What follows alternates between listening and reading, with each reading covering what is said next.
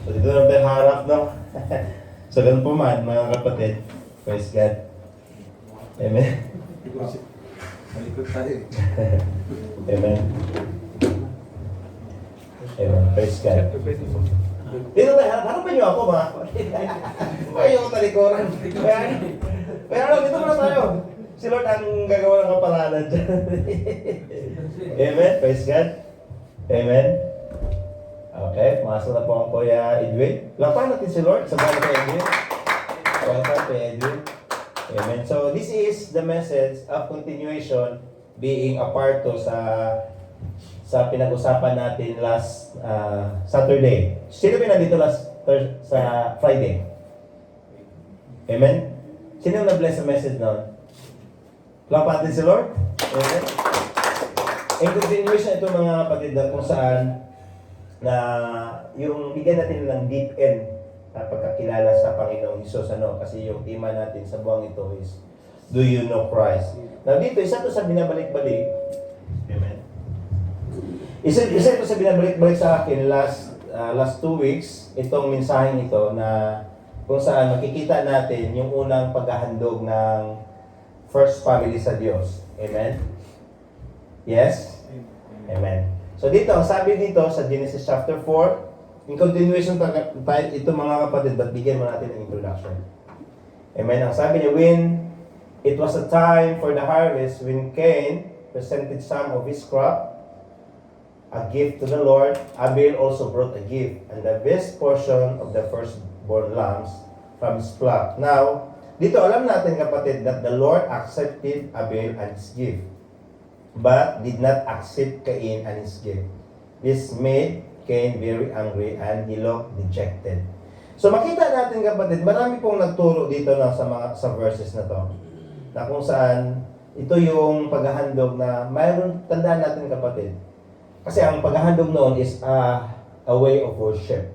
So mayroon ding paghahandog o pagpupuri na hindi din tinanggap ng Diyos. So we have to know that. That is the Bible says.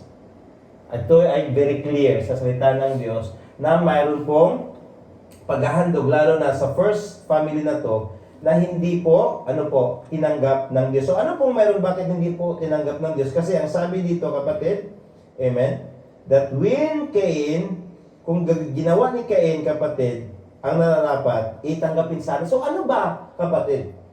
Ano ba ang nagiging ginawa ni Cain? Bakit hindi ito katanggap-tanggap sa Panginoon? At take note ito, sa pangalawang point sa ito pag-uusapan, kung pansinin nyo ito mga kapatid, ang sabi dito, the Lord accepted Abel and his gift. Ibig sabihin two, si Abel mismo at ang kanyang regalo ay tinanggap. Pero dito, hindi lang ang regalo ni Cain na hindi tinanggap, kundi si Cain mismo. Ang sabi dito that God did not accept Cain and his gift. So what's wrong with Cain and his gift? So hindi lang ito patungkol sa regalo. Kasi mismo si Cain ay hindi tinanggap ng Diyos. Tama ba?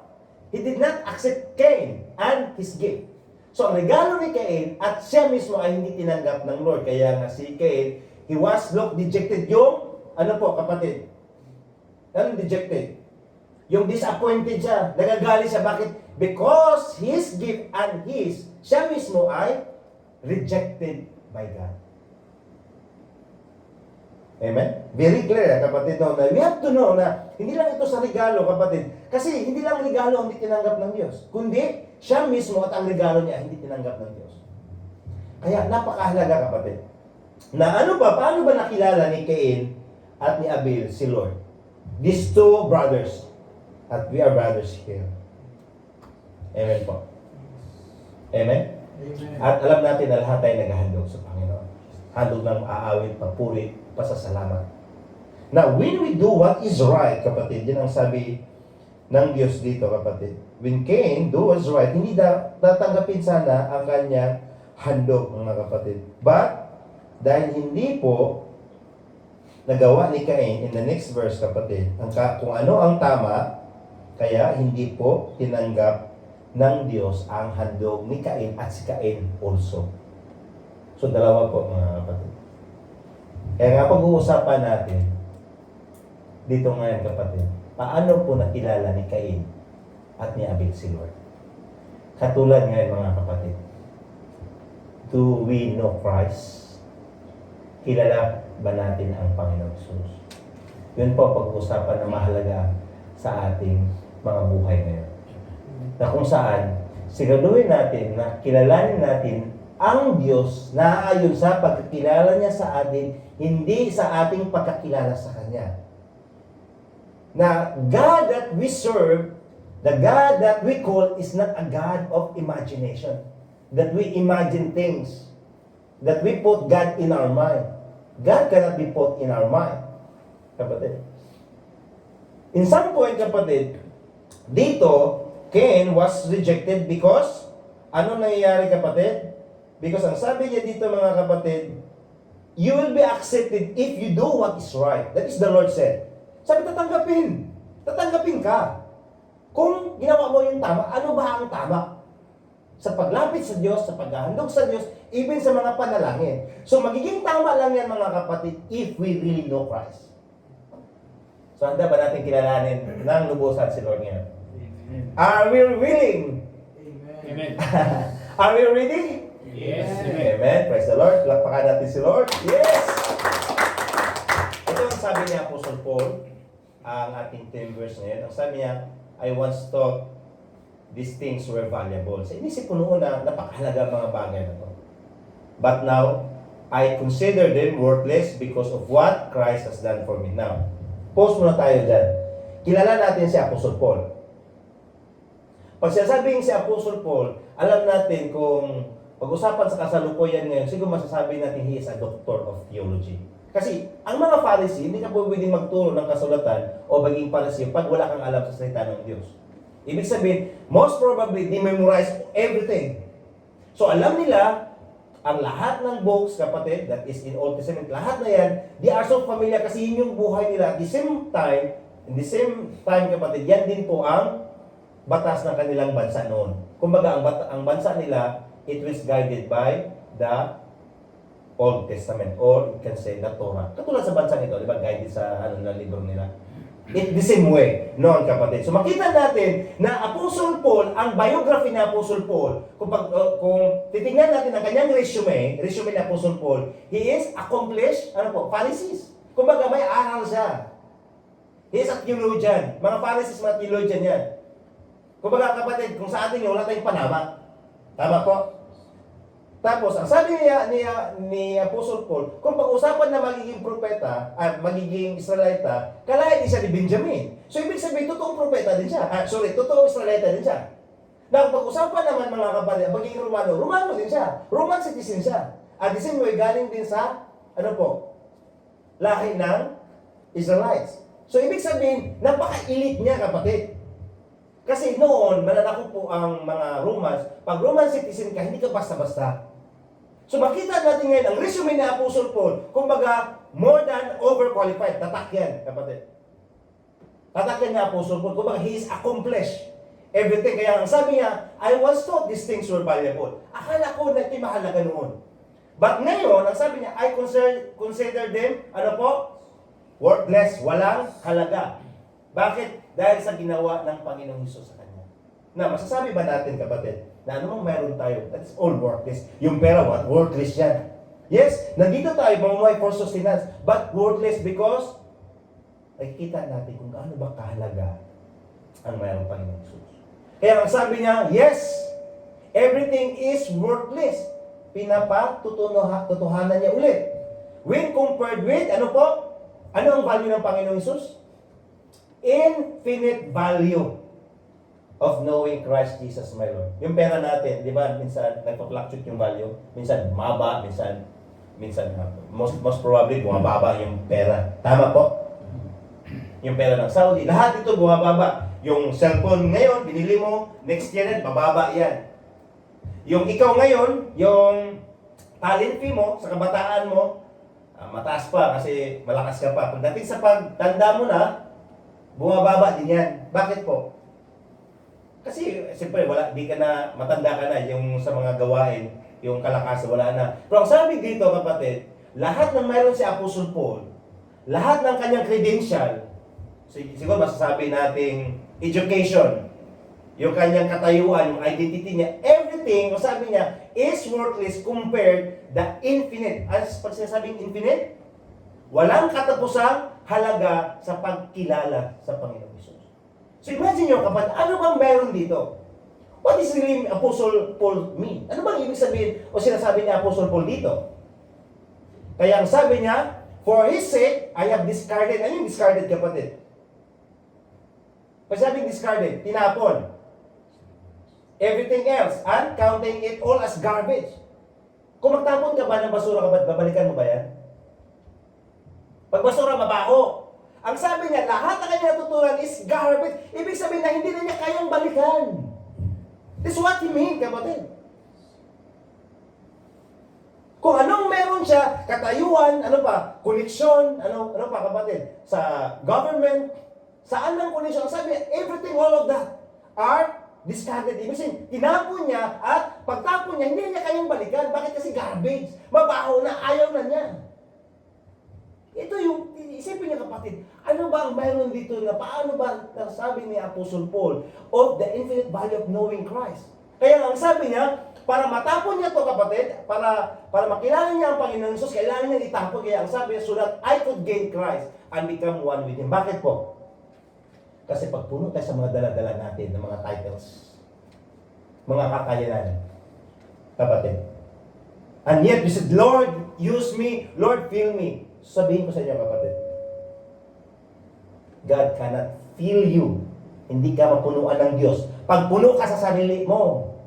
Ako, hindi ako mapunuan ng Diyos. Pag puno ako sa sarili kong kakayanan, kaalaman, kapatid. Kasi kung pagdating sa kaalaman, mga kapatid, we could agree that Apostle Paul is very accomplished. Tama po.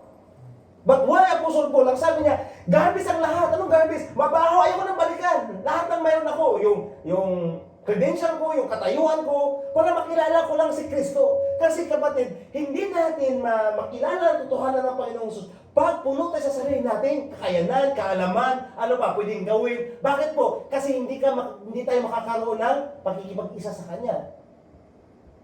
God cannot fill you if you are fill yourself with your sarili natin.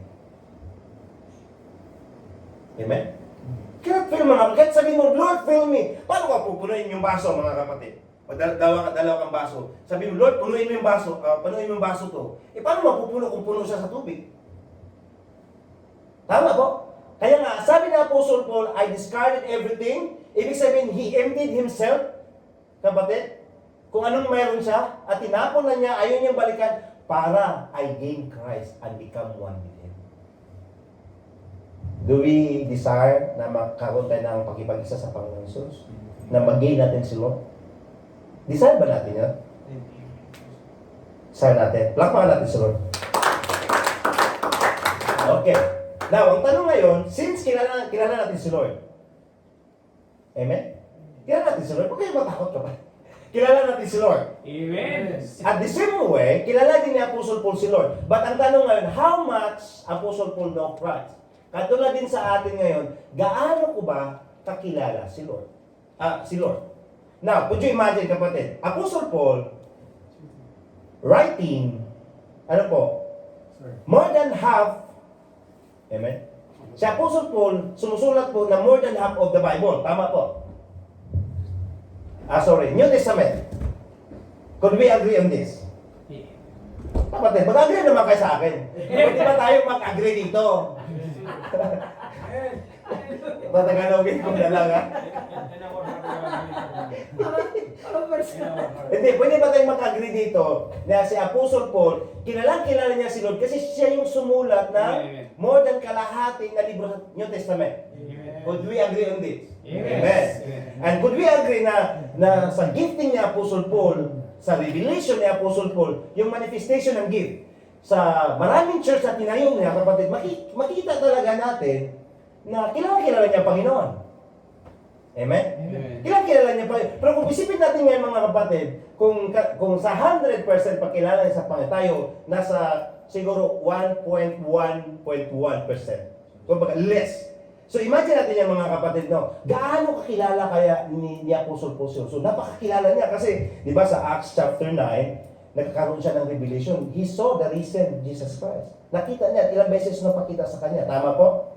Na yung resurrected body ng Panginoon Jesus napakita sa kanya. So talaga makita natin at meron pa siyang sinabi that meron isang tao which is patungkol to sa kanya, kapatid, na mayroong nakapunta sa third heaven. Ibig sabihin, he experienced the heavenly encounter. Kung ano meron sa kalangitan. So makita natin that Apostle Paul is really not accomplished in the physical field, but in a spiritual sense.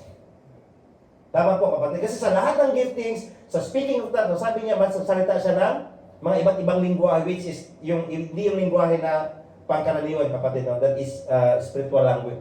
Ibig sabihin, napaka-accomplish niya. Now, tingnan natin, ngayon, kapatid, since na we are agree na kilalang-kilala ni Apostle Paul si Lord, amen? We agree on this? Now, tingnan natin, ano ba ang declaration ni Apostle Paul sa pagkakilala sa Panginoon. Para maunawaan natin ngayon, kung ganito ang deklarasyon ni Apostle Paul, gaano ko kilala si Lord? Are we ready? Are we ready? Amen. Amen. Let's proceed, mga kapatid. Let's read in 1 Corinthians chapter 3, 9. Amen. Welcome, Kuya Dan. Yes! Praise God. Amen. Amen. Amen. So we are agreeing, kapatid, na pagdating sa spiritual and physical achievements, wala pong makatalo kay Apostle Paul sa kasalukuyan natin ngayon. Kung pag-usapan natin ito. Wala makakatalo kapag katitingan talaga tayo. Now, tandaan natin, paano po ngayon dideklarahan ni Apostle Paul ang pagkakilala niya sa Panginoon. Now, let us read. Wala pa kayo dito. Babasahin ko lang, mga kapatid. Sa 1 Corinthians chapter 13 verse 9, ang sabi ni Apostle Paul, for we know in part and we prophesy in part. But when that which is perfect has come, ang sabi niya, then that which in part will be done away. So isipin niyo, ang sabi niya, we know in part. And the same way, we prophesy in part. Now, ang sabi niya sa 11, when I was a child, I spoke as a child. I understood as a child. I thought as a child, but when I became a man, I put away childish things. Nasa 12, ang sabi niya, for now we see in a mirror, dimly, but then face to face. I know in part, but then I shall know, just I also have known. Ang sabi niya, bahagya lamang ang aking pagkakilala sa Kanya, hindi katulad ng pagkakilala niya sa akin na buo. So imagine niyo, mga kapatid, anong pag-declare ni Apostle Paul? Ang pagkakilala niya sa Panginoon is bahagya lamang. Sabi niya, katiting lamang. Now, saan tayo may papulutin? Do we really know Christ? Kasi ang sabi ni Apostle Paul, I know in part, ibig sabihin sa Tagalog yan, bahagya lamang aking nalalaman patungkol sa Kanya. Hindi sa katulad ng pagkakilala niya sa akin ng buo. Ilang kilala tayo ng buo ng Diyos, kapatid? But ang sabi ni Apostle Paul, sa nakita natin kanina na binigyan natin ng diin yung biography, resume ni Apostle Paul, yung CV niya, makikita natin na yung pagkakilala sa Diyos, napakalalim pa ito. Ano ang sabi niya? I know in part, bahagya lang pagkakilala ko. Now, saan tayo ngayon, mga kapatid, pag sinasabi natin, kilala ko ang Panginoon? Sigurado ba talaga yan? Ano ba ang ibig sabihin dito? Kaya ang sabi ni Apostle Paul, when I was a child, yung bata ako, I spoke as a child. But I understood as a child. Nagsalita siya na pagiging bata, nakaintindi siya na pagiging bata, ang sabi niya, I thought as a child. Nag-iisip ako na parang bata, but when I became a man, I put away childish things. Ano yung mga childish things, mga kapatid?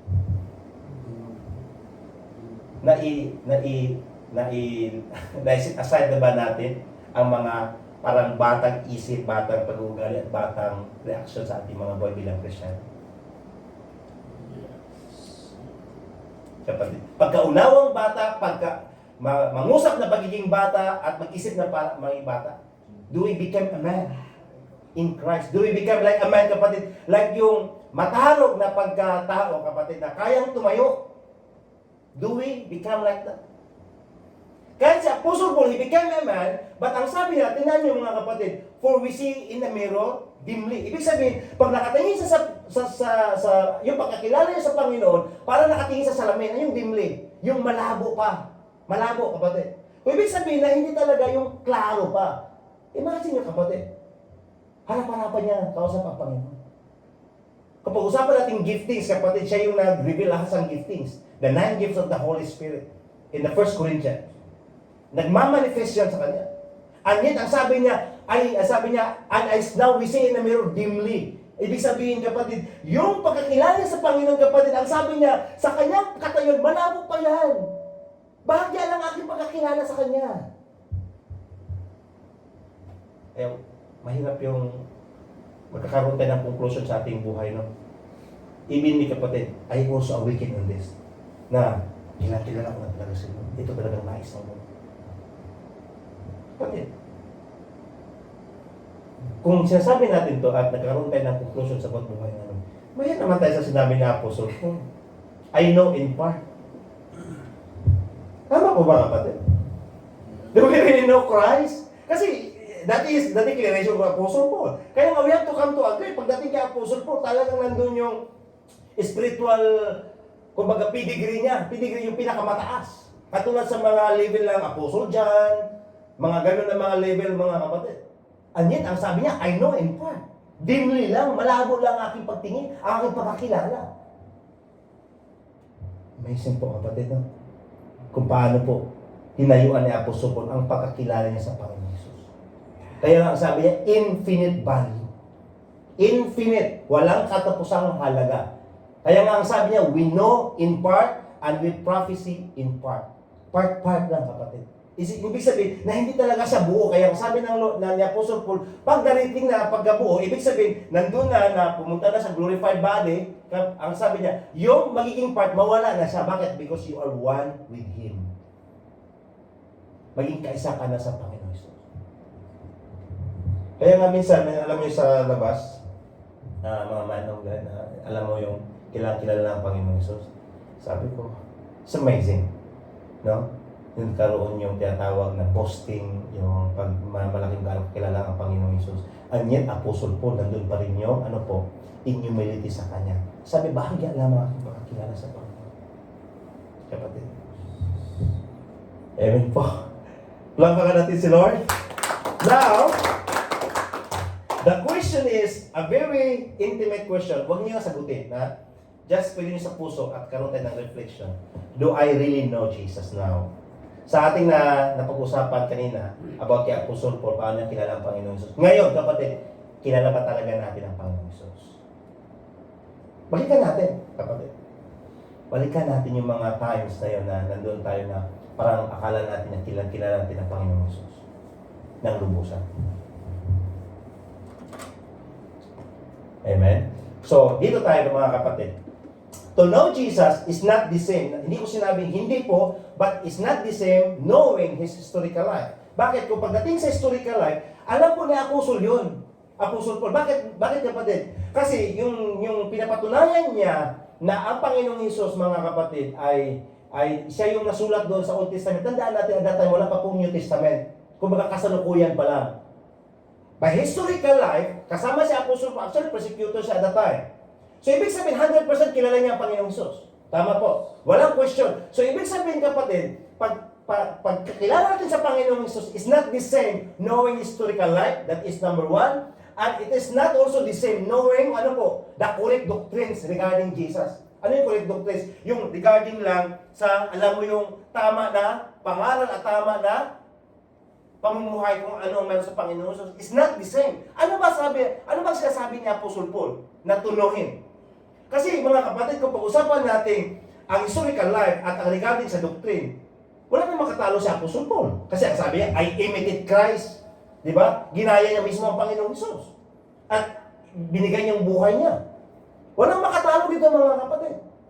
So ano ibig sabihin talaga ang pagkakilala sa Panginoong Hesus? So knowing Christ is not also the same knowing His moral example. Alam mo ang ginawa ng Panginoong Hesus, alam mo yung pamumuhay. So knowing also Christ is not the same knowing His great work on our behalf. Ano yung great work? Miracles, healing.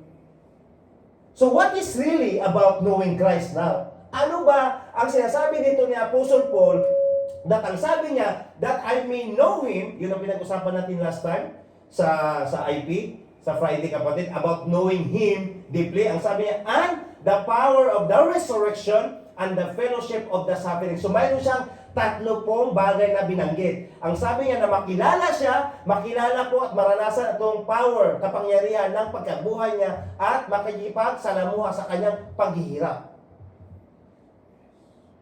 Ibig sabihin mga kapatid, ang sinasabi ni Apostol Paul dito is experiential na pagkakilala sa kanya. Not just by the book.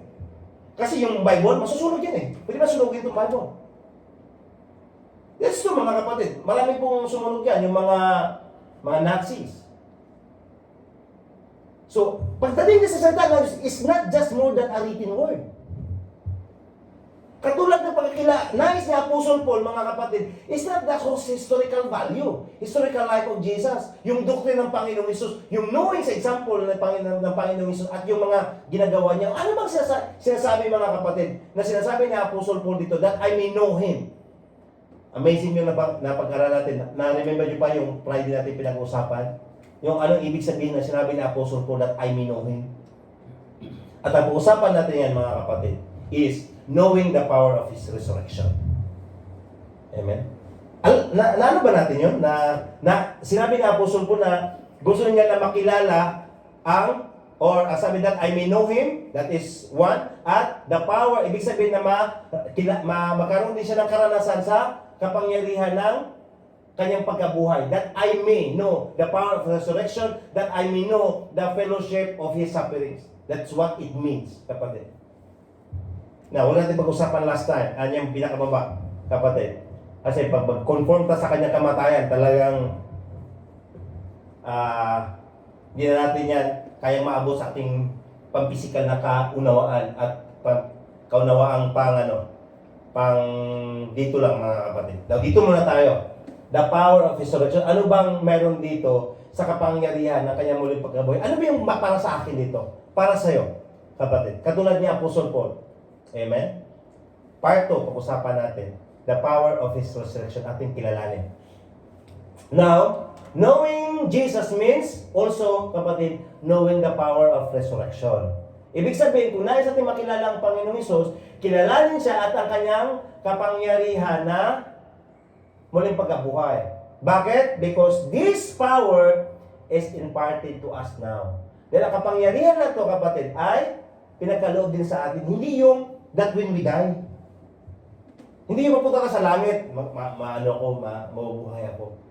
Ngayon, mga kapatid, ito yung nais ng Lord. Ngayon, maranasan natin. He wants us to know an experiential way the power of Christ's resurrection. Ang sabi dito, Apostle Paul wants to experience the same power that raised Jesus Christ from the dead, surging through His own being. Yung surging, nag-aapoy, kapatid. Amen? And overcoming sin in His life and producing the grace. Ano yung producing the grace, kapatid? Good works ang sinasabi niya. Magpo-produce ng grasya sa ating mga buhay. Now, dito tayo. Amen? Ang sabi ng Apostle Paul sa Roman 8:10-11, ang Christ, tandaan natin, lives within you. So even though your body will die, ibig sabihin, dahil ang bayad ng kasalanan, kamatayan, because of sin, pero ang sabi niya, the Spirit gives you life because you have been made right with God. Now, sa 11, the Spirit of God who raised Jesus Christ from the dead lives in you, just as God raised Christ from the dead. He will give life to your mortal bodies by the same Spirit living within you. So it means, mga kapatid, the same Spirit na bumubuhay sa Panginoong Hesus ay the same Spirit din na nananahan sa atin. So pag tayo ay naging Kristiyano, wala pong baby spirit. Ibig sabihin, the same kapangyarihan na mayroon na ininvest sa ating mga buhay na nilaga at the same na kapangyarihan na bumuhay sa Panginoong Hesus. Now, yan po ay power, kapatid. Ibig sabihin, God gave us the power to do, kung paano ang Panginoong Hesus ang binuhay, tayo din mga kapatid. The same na kapangyarihan. Pero bakit pala ang ating mga buhay is here at ihakbang? If the same Spirit na binigay natin sa Panginoon. Because we don't know the power of it. Imagine yung mga kapatid, binigyan ka ng authority ng Lord, binigyan ka ng kayamanan ng Lord, binigyan ka ng kapangyarihan ng Diyos, pero natili ka pa rin na lugmok at talunan. Tama kapatid. Pag-usapan natin number 1, that's A. The power of resurrection is the evidence that everything Jesus did and said what is true. Evidence. Dahil sa kanyang kapangyarihan ng pagkabuhay, nagkaroon tayo ng ebidensya sa ating mga buhay, mga kapatid. Anong sinabi ng Apostle Paul? Every time I think of you, I give thanks to my God. Bakit ipapasalamat siya, kapatid? Because ang sabi niya, when I pray, I make my request for all of you with joy. Because they are partners. Naging partner ba tayo ngayon for spreading the word, the good news? Either partner, kapatid, in prayer, partner in financial, or partner, mga kapatid, or encouragement. Partner. Isipin natin, kailan tayo nagkaroon ng partnership to spread the good news? Now, sabi niya, the good news about Christ from the first time you first heard until now. Now, ano sinabi ni Apostle Paul? And I am certain, sigurado siya, that God who began the good work within you will continue His work until His finally finished on the day when Christ Jesus returns. So, who began the good work? Kapatid, it is God who began the good work in us to produce the victory. It is God who began the good work to change our heart. It is God who began the good work, kapatid, na nagbabago ang ating pag-isip at pamumuhay. Ibig sabihin, God changed us inwardly. Mula sa kalooban na meron tayo. That is the power of the resurrection, that God changed your heart, change our life. I-change niya, babaguhin niya ang direksyon ng ating mga buhay. Na mayroong makita na pagbabago sa atin. Kasi ang sabi niya, hindi siya, titigil. Hanggat hindi niya matapos ito at pagdating ng Panginoong Hesus. Now, sino yung nakapagpitigil sa pagtatrabaho ng sa ating mga buhay?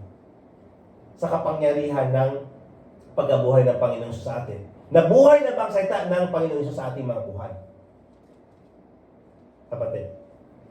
Kasi ang sabi niya, He who began the good work within you. So, ang nagtatrabaho pala, kapatid, si Lord sa ating mga buhay. Na paano po magtatrabaho sila sa ating mga buhay? Pag i-allow natin, hayaan natin, at i-available natin ang ating mga sarili sa pakikinig at pag-intake ng salita ng Diyos kasi magkakaroon siya ng ebidensya. What's the evidence? Mayroon na babago na buhay sa sarili, mga kapatid.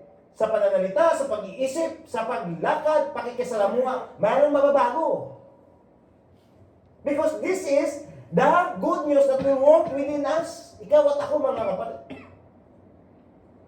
Mabagong pananaw natin. That is what the evidence, kapatid. That what Jesus said, it is true.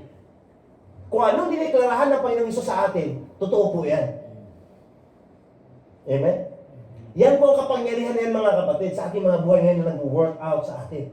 Kaya times na excited tayo, kapatid, pag mayroon sometimes na napapagod, na napipigil, kapatid, o nagkakaroon ng parang napipigilan tayo, that is the power of the enemy. At pangalawa, mga kapatid, sa part B, ang sabi dito, the power of the resurrection also is the seal. Anong seal? Sealyo. That everything Jesus said was true. So from inside, ngayon mga kapatid, from outside naman. Pag silyo, kapatid, ibig sabihin, sinilyuhan na. Pag sabi sinilyuhan, wala pong pwedeng magbukas. Walang pwedeng matanggal niyan. Kasi silyado tapos na. Ang sabi dito, kapatid, it is God who enable us, along with you, to stand firm for Christ. Okay, ang sabi niya, He has commissioned us and He has identified us His own by pleasing the Holy Spirit in our hearts as the first installment that guarantees everything He has promised. Installment, kapatid. Naunawan ba natin to? Kapatid, dito muna tayo. Pag mayroon kang gustong mag-loan sa bangko o sa mga pagdating sa pera, anong gagawin natin? Magkukuha tayo ng guarantee, di ba? Tama po? Para saan niyo yung guarantee? Garantor, para saan yung garantor? Ha? Ang garantor, ginagamit yan para siguraduhin na ma-release yung pera na ina-apply mo kung pagdating sa bangko. Ibig sabihin, a pledge siya na kung hindi mo mabayaran, ito yung taong ito, no? ang magbabayad. Tama po? Ang sinabi dito, kapatid, it is the power of the resurrection, is the seal. Kumbaga, ang sabi niya, the Holy Spirit is the first installment that guarantees everything that He has promised. Ibig sabihin, kapatid, na sa lahat ng pinangako ng Diyos, anumang pinangako niya, mayroon kang garantiya ngayon. Ano yung garanti? Ang banal na Espiritu na anumang pinangako ng Diyos, matatanggap mo. Let's be clear, mga kapatid. Kung hindi natin natatanggap ang mga pangako ng Diyos, baka na hindi nagkakaroon ng silyo kapangyarihan ng Diyos sa ating mga buhay. Then, para saan ang ating pagkakilala sa Panginoon Jesus? Para saan ang ating pananampalataya ngayon, mga kapatid? Kung anong pinangako ng Diyos ay hindi natin naranasan at natatanggap. Kasi ang sabi niya, that ano po ang purpose ng banal na Espiritu? To seal the first installment that guarantees, nagagaranti sa atin, nagagaranto that everything He has promised us. Mayroon ba tayong pinanghawakan ng pangako ng Panginoon? Pero tatanggapin ko ito dahil pinangako mo ito sa akin. At nandiyan yung banal na Espiritu na magagaranto sa akin. Ibig sabihin, that is not your work. Na mabuti ka. Ang kabutihan, susunod yan. This is not your work, mga kapatid.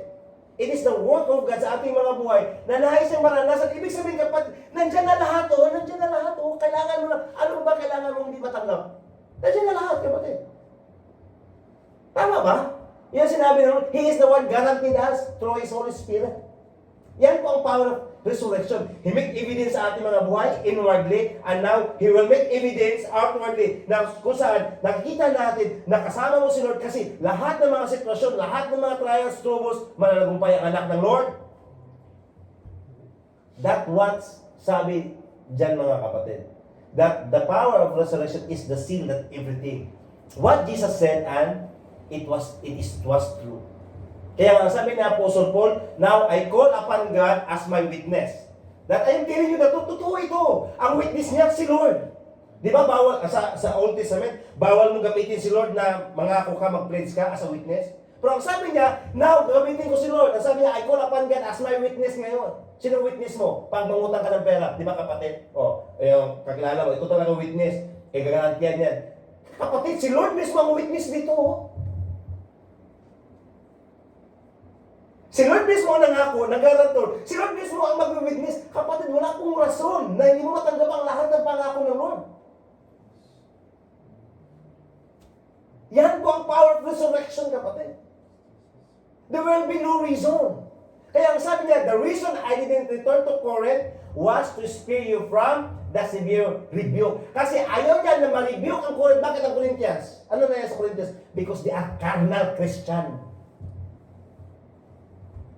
Carnal Christian sa mga kapatid. Yan, carnal Christian. Yung makalaman na Kristiyano. Yan sinabi ni Apostle Paul. Amazing po, kapatid.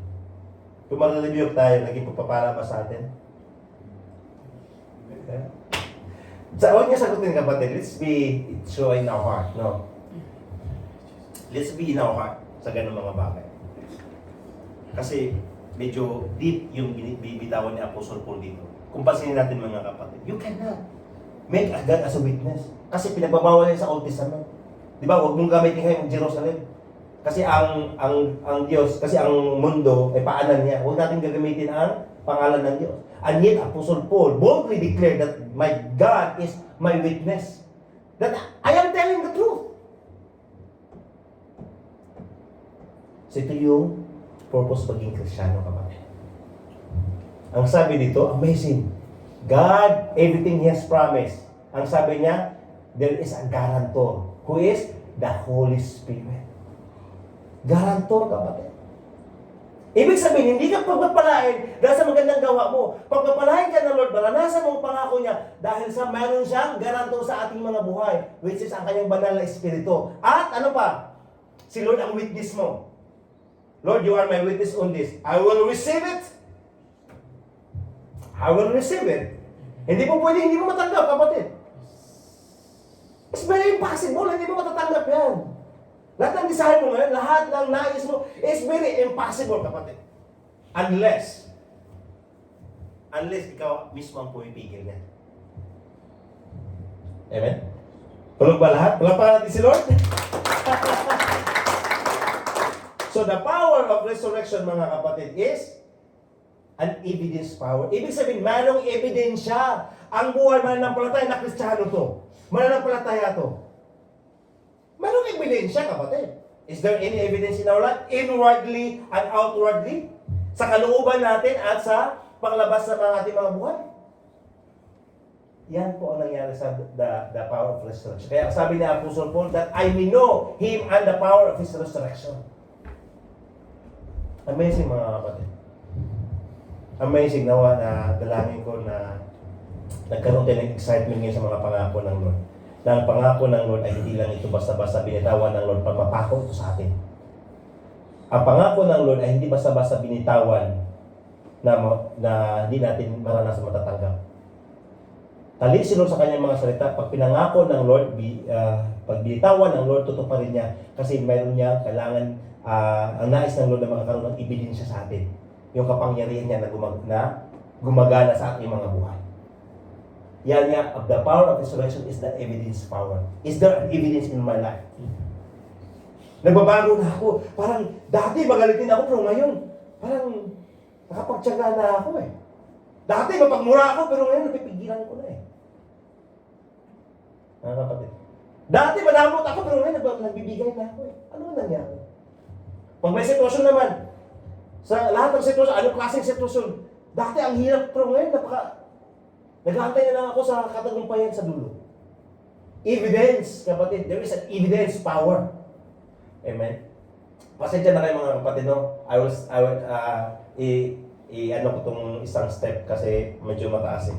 Pag magtiten na. I-skip ko yung iba ha, na mga slides. Amen? Dito tayo sa number 3 agad. Yes, number 3 na. Amen, palakpakan natin si Lord. Amen? Mag-jump lang tayo mga kapatid dahil sa time. Amen? Number 3. Ang sabi niyo, the power of resurrection means, ano po? That this is the power that connected with you and me in Jesus Christ, which you will receive the same resurrection life. Ibig sabihin, kung sino ang Panginoong Jesus, ikaw, gano'n din tayo. Di ba sabi niya sa Book of John, of who He is, so are we. Ibig sabihin, kung, mga kapatid, isipin mo, ano yung katayuan ng Panginoong Jesus ngayon doon? Sige nga, let me know. Ano ang katayuan ng Panginoong Jesus ngayon sa langit? Yes. Sitting in the throne, He is sitting in power and authority. He is sitting at the rest of the Father. At yan din ang katayuan natin sa spiritual. Ibig sabihin, hindi po ibig sabihin na pag-sitting, mga kapatid, pag you are rest, is humiga ka, nakilata. Alam niyo ba ibig sabihin ng rest in spiritual? Ang sinasabing rest in spiritual is led by the Holy Spirit. You are resting in the presence of God. Kagaya ng ginawa natin ngayon. You are resting. This is rest, kapatid. Kapatid, balikan natin ang pinaka-foundation. Yung pag sa kapitong araw, anong ginawa ng Lord? He rested. Hindi dahil napagod siya, kapatid. He rested. Bakit po? Because in the 7 days, that is the first day of a man. Ano ang pinaka-importante na nais ng Diyos sa atin? Ang first day ng tao na nilikha niya is a fellowship with Him. Fellowship with the Lord. At lahat ay pinagkatiwala ng Diyos sa kanila. They are to be in command. Mga manager sila sa creation ng Lord. Yung managers ba, taga-ingat, steward sila. Na gusto mo ba ngayon, kapatid, na lahat ng created ng Diyos ay magiging steward ka. Katiwala ka. Ibig sabihin, hindi ka magkukulang financial, hindi ka maghihirap physical, kapatid. You are in steward. Yan po pagkalikha ng tao. If you know, kapatid, the secret which is, you only need to have fellowship with God. Now, paano tayo mag-fellowship pag nag-iisa tayo? Kapatid, wala problema sa mag-iisa. Basta nandyan yung, kumbaga in a moment, na tayo ay nanalangin sa Panginoon. Pero, yung as a church, kapatid, na hindi na nakakapag-fellowship, sana yung ano natin dito, na we are connected with Christ Jesus. We are created as a church, not as an individual being na karoon tayo ng whole our life. Okay na ako, dito na ako. Hindi po ganun mga kapatid. Ang tawag pag mayroong resurrection power, pag nagsusurging ang power dyan, parang ano kapatid ba? kumbaga kapatid, na alam mo nasa-charge ka, ibig sabihin kapatid, pag nasa-charge ka, nag-iinit ka, lalo ka, nag-aapoy sa paglilingkod, sa paghahanap ng gawain at pagpapagamit. This is what it means mga kapatid. Because you and me as an overcomer, we overcome the world. Yan po ang sinabi ni Apostle John. Sa 1 John chapter, okay. That you and me, we overcome the world. Ikaw at ako mga kapatid na nagumpay na sa sa mundong ito. For every child of God defeats this evil world and we achieve this victory through our faith. That is in 1 John chapter 5. Ibig sabihin kapatid, anong mga plano ng kaaway? Is already been defeated. Nasa tao lang ang palugbok-lugbok mga kapatid. Kaya napaka-importante ang sabi niya, for every child of God defeats this evil world and we achieve this victory through our faith. Bakit sinasabi niyang we, kapatid? Hindi sinabi niya Apostle John, I achieve. Ako, nananalo dito. Bakit niya? Kasi we are, as a church, as a body, isa tayo sa Panginoon. Tama po ba kapatid? Amen po. Basahin natin ang verse na to. Ang sabi niya sa 1 John chapter 3 verse 1 to behold, what manner the love of God has bestowed on us, that we should be called children of God. Therefore the world does not know us because it did not know Him. So kita natin kapatid, pag sinasabing children of God, you are a valuable position. Kumbaga kapatid, as a child of God, you are, di ba kita natin mga billionaires sa mundong ito, ikaw at ako, actually kapatid, you are priceless. Now, kung bibigyan natin ng price, you are trillionaire. Trillionaire mga kapatid. Naglalakad ka ngayon na napakayaman mo. Kaya nga sabi po, hindi tayo kilala ng mundo. Bakit po, kapatid? Dahil hindi ang mundo, hindi nakilala si Lord. Kaya nga sabi dito na, beloved, now, ngayon, we are children of God. But that's not been revealed, hindi pa nakilala kung sino tayo, dahil makilala tayo mga kapatid pag mag-reveal na po ang Panginoong Hesus. Kasi ang sabi niya, we shall be like Him, for we shall see Him as He is. Anong ibig sabihin mga kapatid?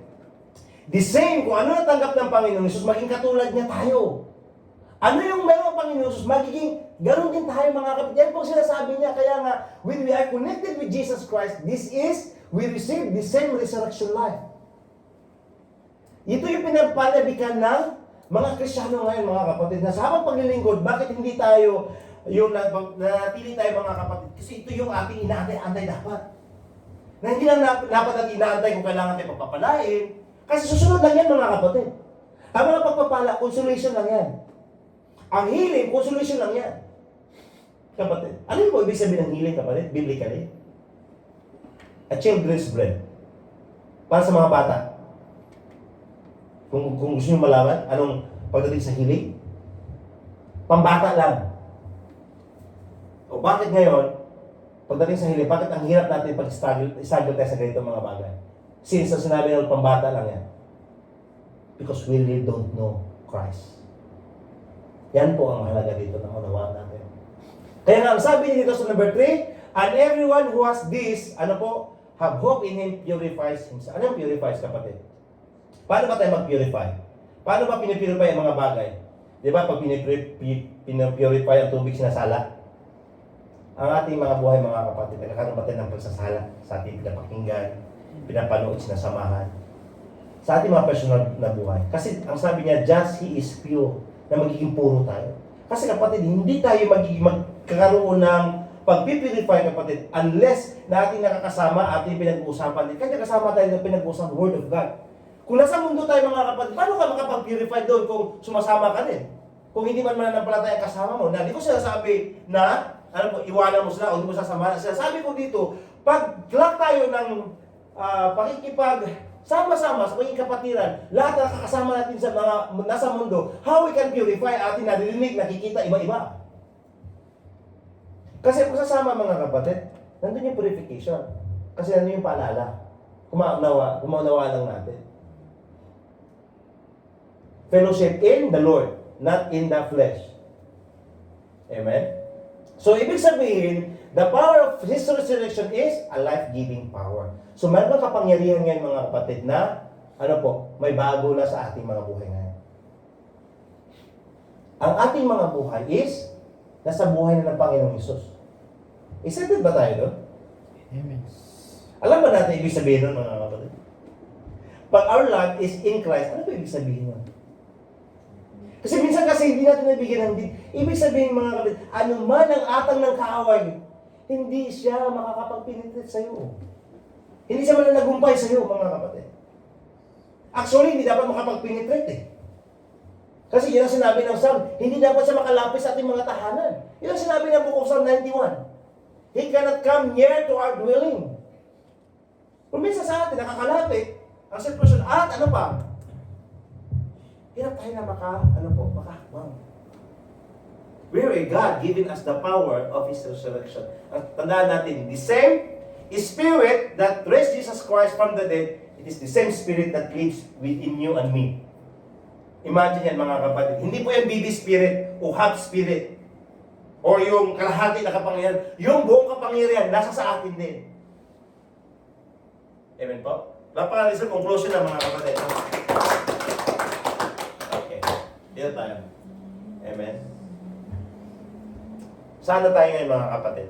Ang sabi niya po sa 13 is, you are rescued from the kingdom of darkness and transferred us to the kingdom of His dear Son, who purchased our freedom and forgive our sin. Ibig sabihin, kapatid, wala ka na sa kaharian ng kadiliman na mayroong kaharian ng kapus sa mga sitwasyon, sa hirap, sa mga naranasan sa buhay. Bakit? Ang sabi niya, pinalaya ka na ng Lord sa ganung mga bagay.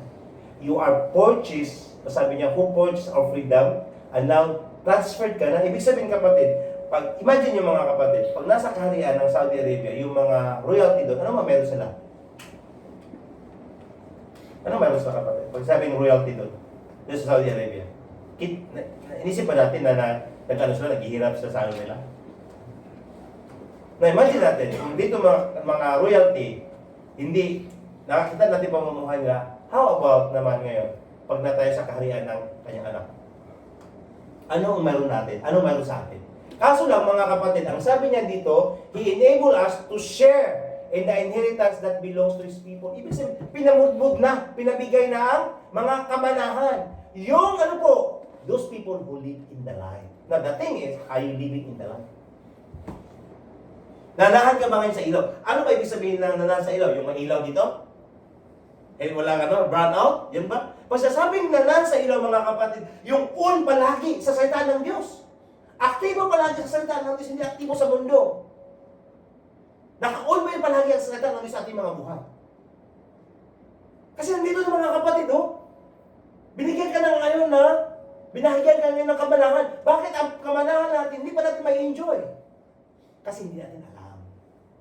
Tama po. Kahit meron kang ginto dyan sa isang kwarto, kapatid, pag hindi mo alam na may ginto dyan, diamond, hindi mo niya mabubuksan kasi hindi mo alam eh. The same way sa atin. Bakit hindi mo alam? Kasi hindi mo siya makita. Because you are living in the darkness. Hindi naka-on yung ilaw, kaya nga, who live in the light. Now, this is for the people of God. Kapatid, gusto mo maging on sa Panginoon. Kaya tulad sa mga kapatid, dito, nakakonect siya. Kung hindi siya i-on, wala pong connection yan. Nakuryente. Tama po? Nakakunik ka nga. Naka-plug in ka, pero hindi mo naka-on. Yan ang Kristiyano, kapatid. Hindi na mawala ang pagka-Kristiyano natin. Ang sinasabi ito, mga kapatid, pag on tayo, who live in the light, ibig sabihin, that is, you will experience the favor. That is the power of the resurrection of Jesus. And when we learn that, pag alam natin ito, mga kapatid, amazing po ang plano ng Lord sa ating mga buhay. Maganda kaya ang plano niya sa ating mga kapatid. Amen. Diretsuhin ko lang. 10 na. Klapakan natin si Lord. Application kapatid. Don't worry. Application na. Amen. The power of resurrection is, reassuring. Ano reassuring? Kasiguraduhan at comforting. Ano comfort, kapatid? Kapahingahan na kapangyarihan. Ang sabi dito, 1 John 4:4, but you belong to God, my dear children. See? You have already won a victory over those people. People, mga kapatid, ibig sabihin, meron mang tayo sitwasyon sa mga tagalabas na hindi mananampalataya. Ang sabi ng Lord, you have already won a victory over those people. Ang sabi niya, because The spirit that lives in you, who lives in you, is greater than the spirit who lives in you. Ibig sabihin mga kapatid, pag ikaw ay nasa victory, nasa paanan mo lahat ang mayroong sitwasyon dito sa mundo. That's what it means. You want a victory. Ibig sabihin, na wala pa dumating ang sitwasyon, nandyan pa ang sitwasyon kapatid, pilit kanyang dumadating sa atin, nasa sayo ng katagumpayan. Alam mo bang, sa pag-umpisa ka pa lang, bago ka pa lang umarangkada sa palitsahan, daladala mo na ang trophy ng katagumpayan. Meron ka ng SAS, natagumpay ka na. That's what it means. You have already won the victory over those people. Bakit po? Kasi ang kapangyarihan ng banal na espiritu, mas kapangyarihan siya sa anumang espiritu sa mundo. Ibig sabihin, wala akong struggle. Kapatid, pagdating sa kapangyarihan ng banal na espiritu. Ano ba? Sa sakit, sa financial, sa sitwasyon. There will be struggle mga kapatid. You already won. Yan po ang sabi niyo, you already won. Nasa sa'yo lang katagumpay. Kumbaga, kapatid, nandyan pa yung problema. Madala ka ng trophy, you are victorious. Ang title mo, ang identity mo bilang tao is victorious. Not a victim, but victorious.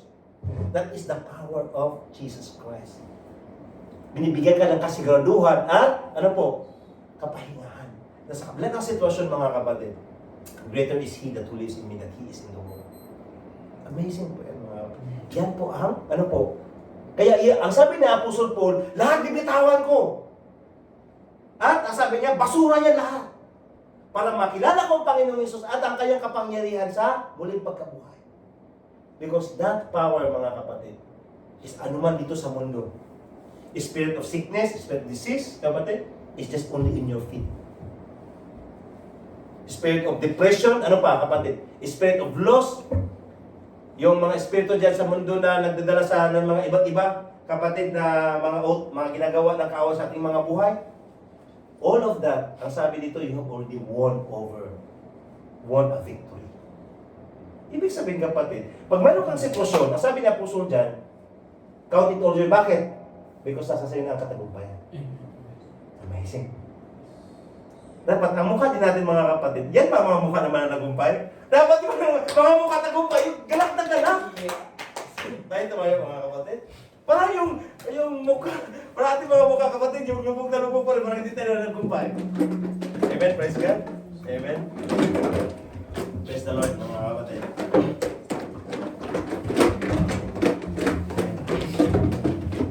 Let's sing Heart of our Servant. TFG. Bago natin mga kapatid, ilapit sa Panginoon at siluhan ang salita na bitawan sa kalagitnaan. Remember this mga kapatid. The Holy Spirit is always willing. Just to make partner with Him. Makipag-isa tayo sa banal na Espiritu. Ano mang meron tayong nalaman ngayon, put Him. Count is as a garbage, kapatid. Nakakayanan. Ayahan mo ng banal na Espiritu na maturuan tayo sa gabing ito na siya yung manguna sa ating mga buhay. Mamangha tayo mga kapatid sa grasya ng Diyos. Standing in awe of your grace, seating my faith in your ways. Oh God, hallelujah. Entering into your presence to behold you face to face. God of all heaven and earth, holding me in your embrace, unfailing love that surrounds me. Oh God, I stand amazed.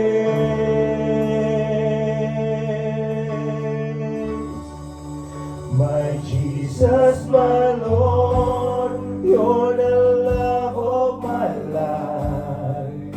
Wherever you go, wanna be by your side. No longer I, but Christ living in me.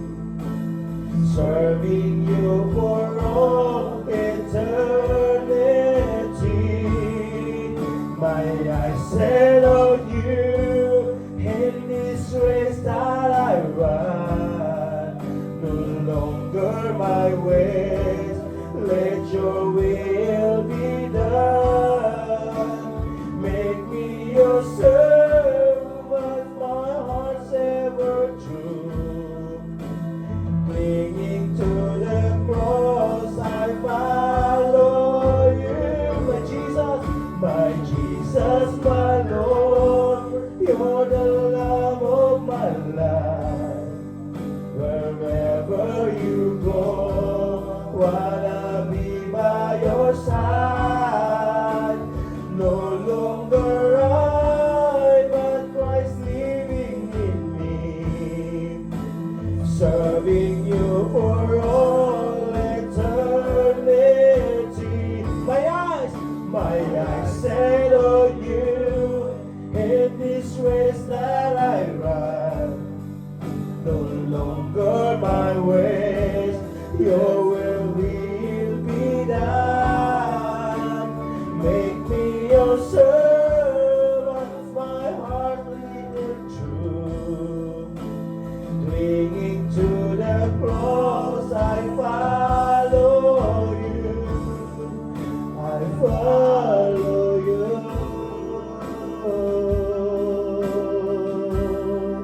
I follow you.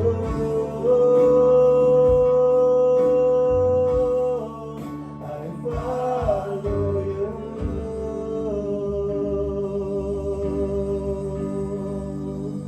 Yes, Jesus, hallelujah.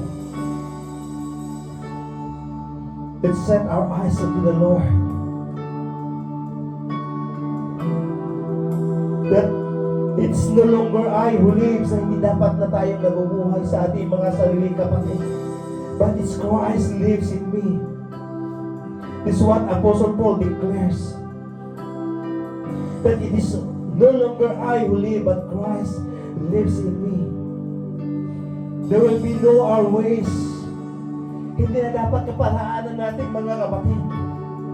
Hindi na dapat kakayanan natin na kaya natin pwedeng gawin sa buhay ito.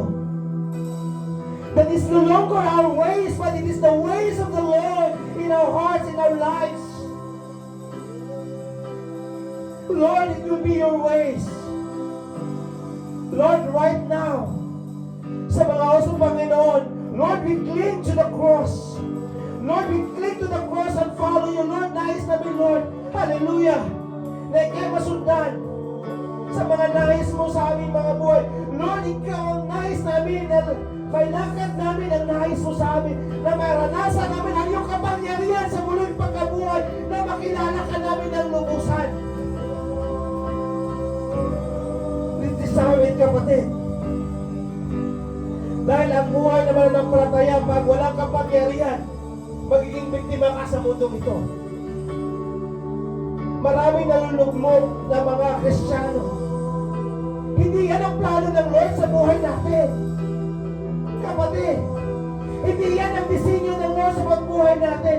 Do you know what the design of the Lord sa ating mga buhay?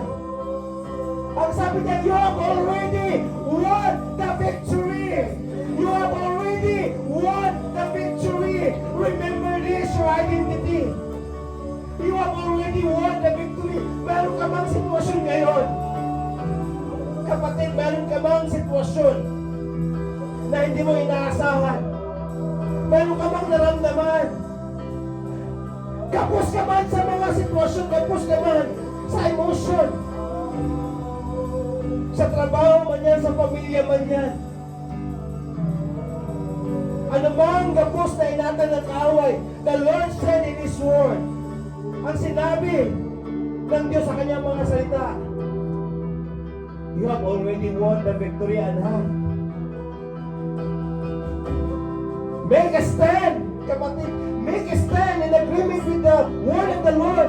I came to an agreement with your word, Lord, that you said, Lord, that we have already won the victory. Lord, and I thank you. I thank you for your power. I thank you for your Holy Spirit, na maranasan namin ang lahat ng pinangako mo sa aming mga buhay, na kailanman ang sinabi mo, Panginoon, na sino mang tumawag sa iyo at nagtitiwala, Lord, kailanman ay hindi mo papahiya. At sa mga oras ng Panginoon, ang mga lingkod mo, Lord, I declare na hindi mo ipapahiya, Lord, sa mga sitwasyon na meron naranasan ang bawat isang Panginoon. Thank you, Jesus. Thank you, Lord. Remember the word of the Lord, that greater is He that who lives in us than He is in the world. Kapatid, huwag tayo magpapatinag in the spirit of depression, the spirit of disease, the spirit of sickness, the spirit of loss. Even sa kahirapan, mga kapatid. Make us time, huwag kang magpapatinag. Hindi yan ang disenyo natin. Narinig kanina, there is a transfer of wealth. Dahil the riches of this world, of the wicked people, is nakalaan para sa mga anak ng Lord. That is the word of the Lord. Now, kapatid, are you willing to receive it? Are you willing to receive the richness of the world? Isa yan sa pinangako ng Panginoon. If we are willing now, live in the light. Live in the light of the Word. Mamuhay tayo sa ilaw ng salita ng Diyos, kapatid. And I know for sure na yan ang desisyon natin sa gabi ito, kapatid. This is our decision right now. Hallelujah, Father, we thank you. We bless your holy name. And we came before you, Lord, sa pamagitan ng Panginoong Hesus. Salamat sa nabitawang salita sa kalagitnaan. Salamat sa pangako mo, Panginoon. At salamat, Lord, na sa oras ito, Panginoon. Lord, lahat po, Lord, ay malaya na sa anong kaisipan sa mundo ito, Panginoon. Hallelujah, malaya na ang bawat isa. Salamat sa kalayaan ito, Panginoon. Salamat sa pagpapala. And Lord, right now, we come to agreement with you. And we receive it by faith. Kapatid, can we come and declare? Sama-sama tayo, mga kapatid. Let's receive it. Amen. Hallelujah. Woo! Thank you, Jesus. Amen. Hallelujah. Praise God. Salamat sa Panginoon. There will faint in the night, but there is a great promise that comes from the Lord. Yes. There is grace and mercy in the morning, kapatid. That we really know Christ.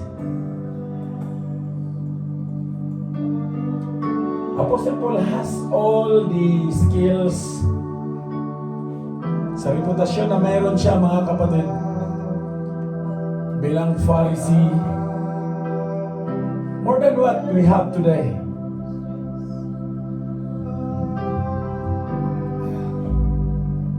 Yet, he recognized the lackness, yung kakulangan ng kanyang pagkakilanlan sa Panginoon. Walang pinagkaiba sa mga pagkatao natin, mga kapatid. Kailangan natin ang totoong Panginoong Hesus na magbigay sa atin ng kapayapaan, magbigay sa atin ng katagumpayan sa aspeto ng ating mga buhay, yung mga desisyon natin. Sa araw na to, dalhin natin ang itinuturo ng Panginoon. Dalhin natin sa ating mga puso ang nais ng Diyos sa bawat buhay natin.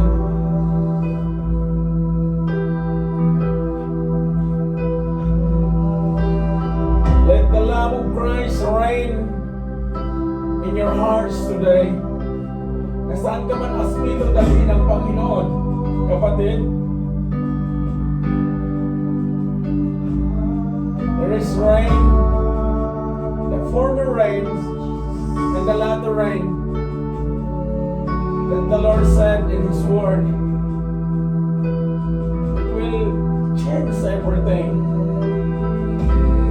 Ano man, o gaano man kabigat, gaano man kahirap yung sitwasyon, nangako ang ating Panginoong Hesus. Kapatid, nasa Kanya ang kumpletong deliverance sa buhay. Kailangan natin gawin ngayon, matuto tayong magpakumbaba, matuto tayong tumanggap na walang-wala tayo kung wala ang kaligtasan na inoper ng Panginoong Hesus. Ano man yung kakarampot na kakayahan natin, kakarampot na pangunawa, huwag natin ipangangalandakan, mga kapatid. Pakumbaba, confess to the Lord, Lord, kailangan kita. Apart from you, I cannot do anything. But in you, Lord, yes, everything is possible. That's a declaration by faith, church. Today, the message of the Lord, this is the blessings that will not add sorrow sa bawat buhay natin. Bago natin silyuhan sa pagtatapos, sama-sama tayong manalangin. Hallelujah. Sama-sama natin ipanalangin ang bawat isa na manatili tayo sa ground.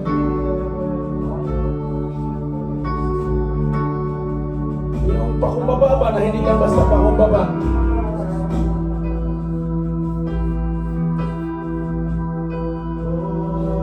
Gawin natin, ipamuhay natin, mga kapatid. I'm not dictating you what to do today. But when you encounter Jesus, when you know the real Jesus, when He open you the windows, the floodgates of heaven, you can witness what really heaven like. Mapalad ka, kapatid. Kung narinig mo ang mensahe ng Panginoon ngayon,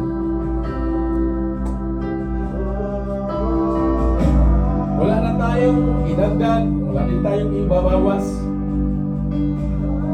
The message of the Lord will give us life because He is a real life. Siya yung totoong magbigay sa atin ng kagaanan sa lahat ng aspeto. Hallelujah. Lord, I will grab this opportunity to pray the life of Kuya Danny, Lord. Amen. In the name of Jesus. Sa lahat ng pananagumpay na kanyang natagpuan, naranasan, Panginoon, witness kami na may ginawa kang milagro sa kanyang buhay. At sa will mo, Lord, na sa darating na mga araw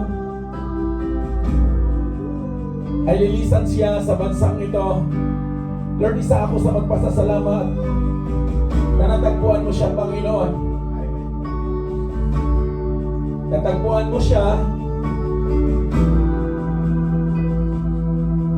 at nakilala ka niya, Panginoong Jesus. Lord, preserve his life for your greater purpose, Lord.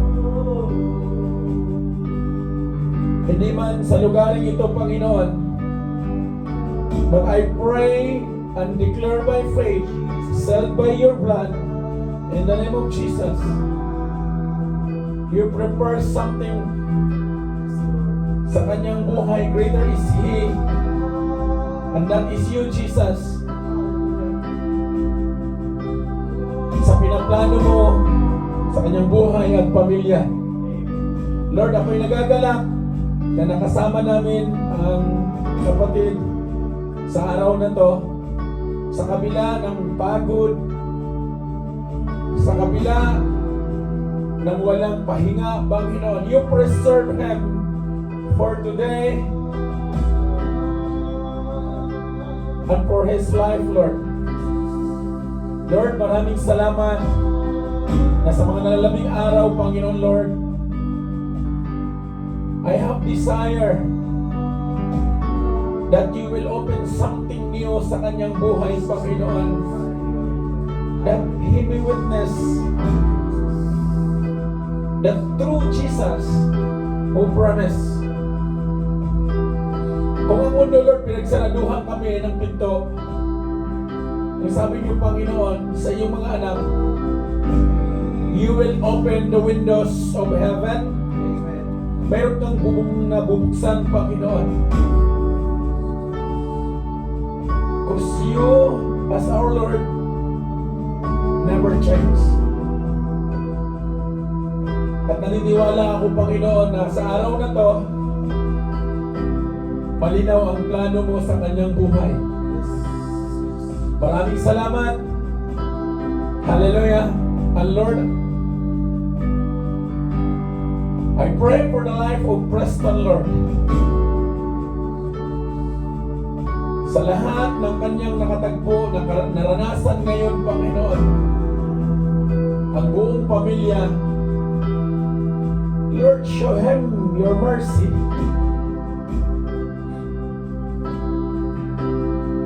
Show him faith like Jacob. Faith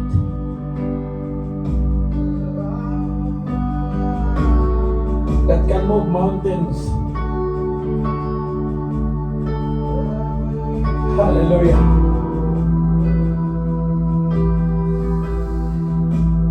Huwag mong bitawan ang natitirang pananampalataya niya, Panginoon. How you allowed Job to be tested by Satan. How you preserve the life of Job.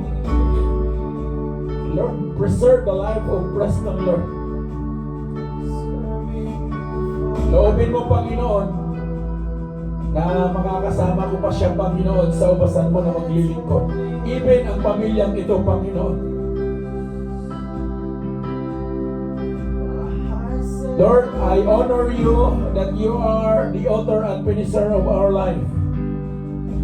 Lahat kami will be banished in this uncertain world. A man will die at once and it will live on you, Lord.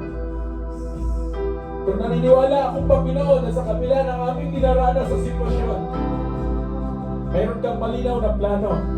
And that's my prayer to Him. Lord, i-release mo, Panginoon, ang kagalingan sa kanyang tatay, Panginoon. Ibalik mo ang kalakasan kong will mo, Lord.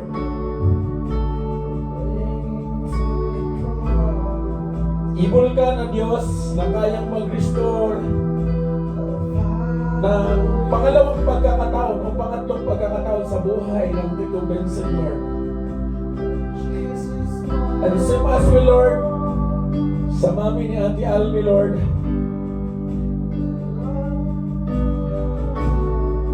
ang kanyang naramdaman sa kanyang heart, Lord, I pray that you will allow this certain nakaramdaman, Lord, kaya mong magpagaling, Panginoon, because you are our Jehovah Rapha. You never change, Lord. I don't believe medicine, but I believe a worker miracle, God.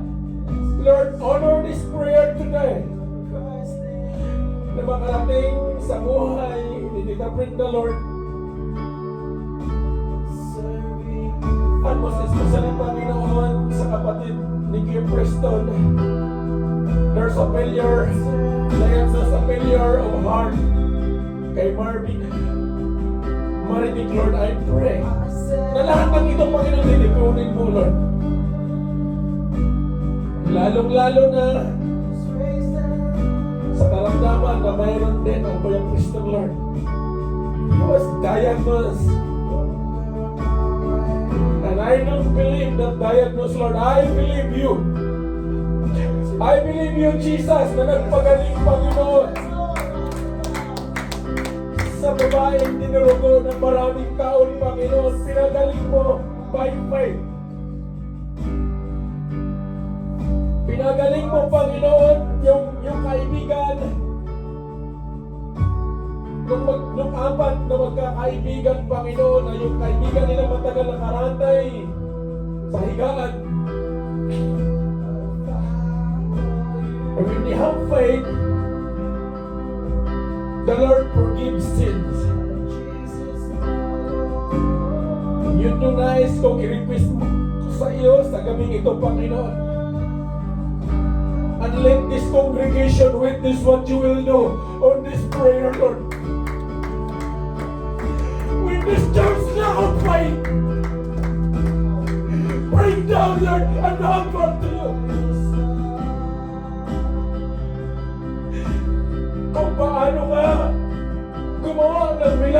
Panginoon. Let this church live the faith, the kind of faith that can move mountains. Faith like mustard seed na walang ibang i-honor, Panginoon. Ang Diyos na nagpakilala sa amin ngayong gabi. At ito yung bitbitin ninyo, mga kapatid. Leave all behind na mayroong naghihindir sa inyong paglakad. The Lord is willing. Maganda pa ang sapatos natin sa buhay ngayon. Many are those who are seeking, crying for help. At isa, yung pinapanalangin ko ngayon dito na tumayo sa pulpitong ito. Begging the mercy of the Lord.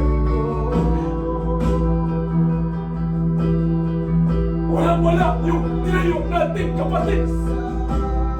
Talking about faith.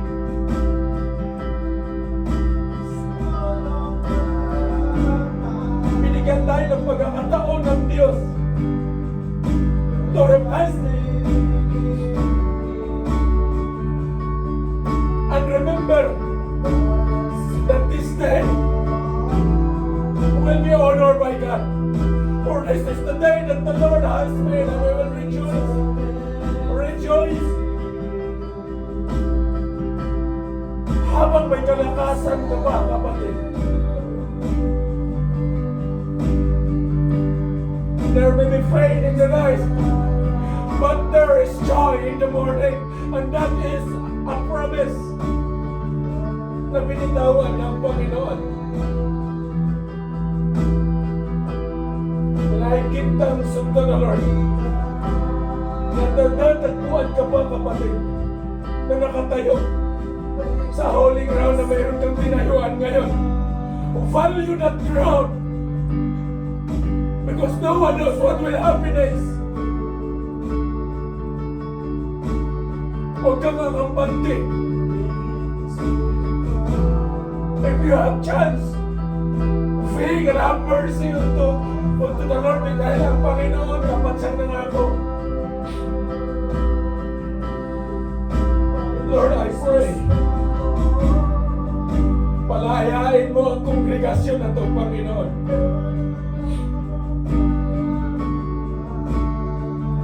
Lord, kung paano ka nagbumas sa buhay ng inyong lingkod, buksan mo, Panginoon, ang kongregasyon na ito.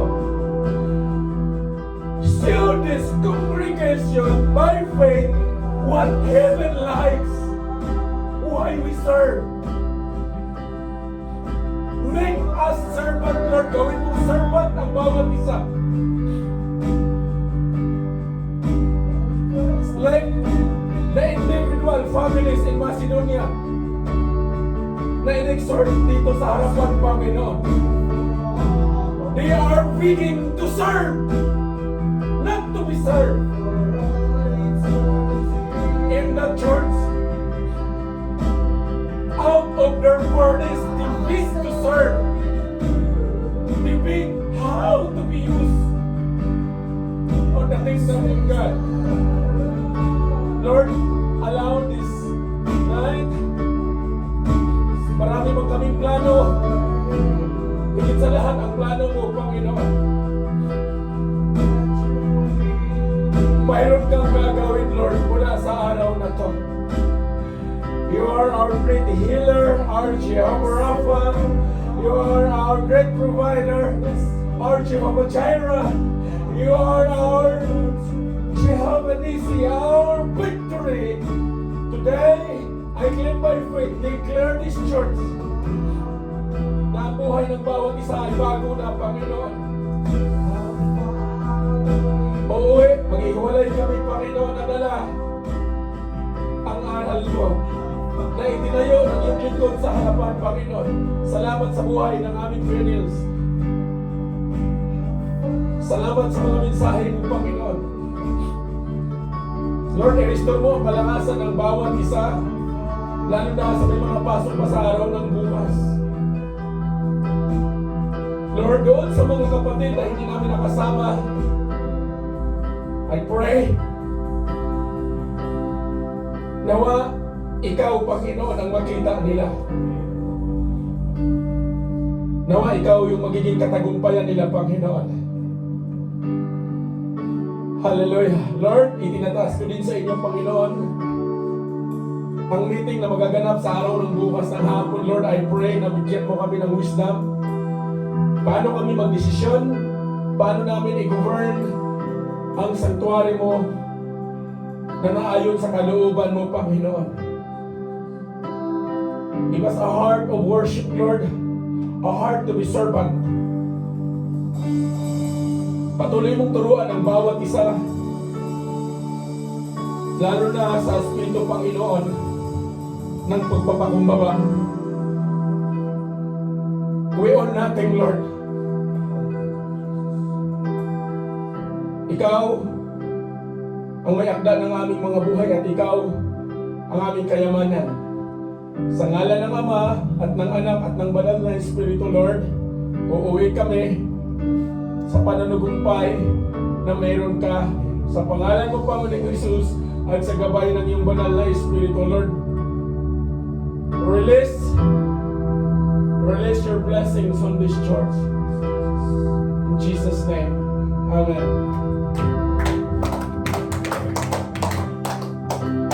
Amen. Patuloy tayo nakatayo, kapatid. Now all glory to God, who is able through His mighty power at work within us and to accomplish infinitely more than we might ask or think. Glory to Him in the church and in Christ Jesus through all generations, forever and ever. Amen. Amen. Praise God. Shalom.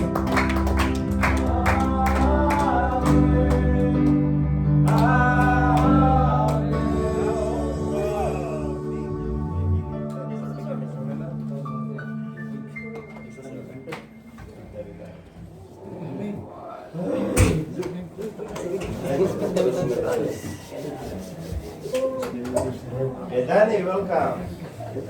Welcome to those. Welcome to those. Ano lang to dito?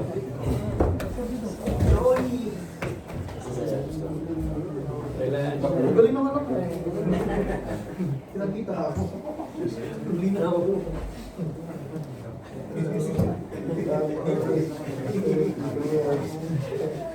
Sir! Oh, sir! Ang tanolo pa. Mahaba yung pahinga mo.